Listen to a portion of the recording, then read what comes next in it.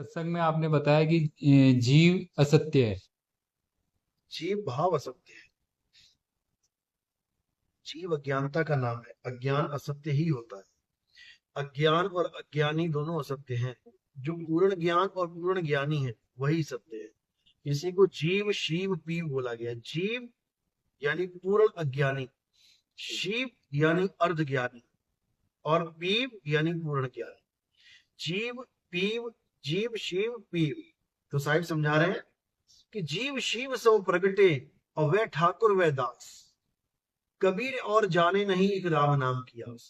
यानी कि जो जीव अवस्था से शिव अवस्था तक पहुंच गए, जो ऋषि मुनि, ये वेदांती वेद ज्ञानी, ये सन्यासी, ये सब कहाँ पहुंचे हैं? ये जीव से ब्रह्म अवस्था में पहुंचे।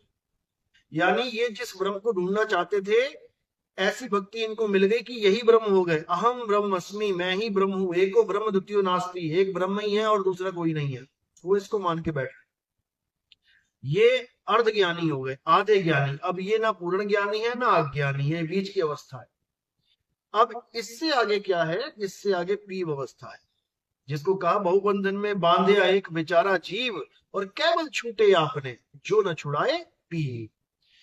पीव अवस्था ही पूर्ण ज्ञानी अवस्था है। और जीव को शिव बनाने वाले दुनिया में तमाम गुरु बने बैठे हैं, जो आपको बताएंगे शिवो हम ही शिव हैं, अहम ब्रह्म अस्मि, मैं ही ब्रह्म हूं।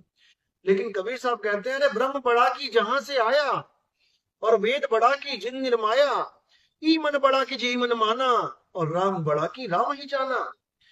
ब्रह्म ब्रह्म कबीरा फिरे उदास, तीरथ बड़ा के तीरथ का दास।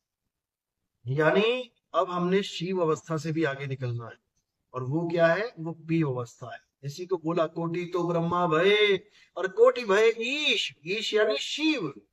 और साहिब तेरी बंदगी से जीव जग हुए जगदीश। जगदीश। यानी ईश से भी ऊपर जगदीश पे आ जाओगे, ब्रह्म से ऊपर पार ब्रह्म पे आ जाओगे। वो ऐसा ज्ञान।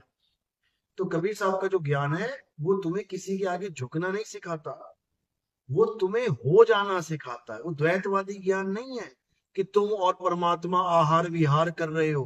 कुछ नहीं कर रहे हो। ना आहार करोगे ना विहार करोगे, अचल हो जाओगे। सतगुरु के लक्षण कहूं, अचल विहंगम चाल। और हम अमरापुर ले गए ज्ञान सबल समझा। इसको समझ। गीता में अध्याय 2 24वें श्लोक में भी यही अवस्था की बात की जा रही है। हे अर्जुन, आत्मा अजन्मा है, नित्य है, शाश्वत है। आत्मा अचल है, सदा स्थिर रहने वाला है। और ये आत्मा ही सनातन है। यानी जो सनातनी हो जाएगा वो कभी चल अवस्था में नहीं रहेगा, वो अचल हो जाएगा। यही उसकी पहचान है। इसीलिए वो सत्य है। अचल हो जाना ही सत्य है। जो चल रहा है वो समय अंतराल में है। वो 5 असत्य है। मिनट में यहां पहुंच गया, 10 मिनट में, यानी वो समय सीमा के अंतर्गत आ गया।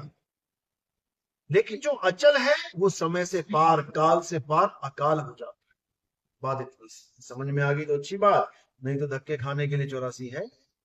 सब तो जीव भी तो साहब आत्मा का ही स्वरूप हो गया, तो वो असत्य। अज्ञान स्वरूप होता है। बात मैंने आपको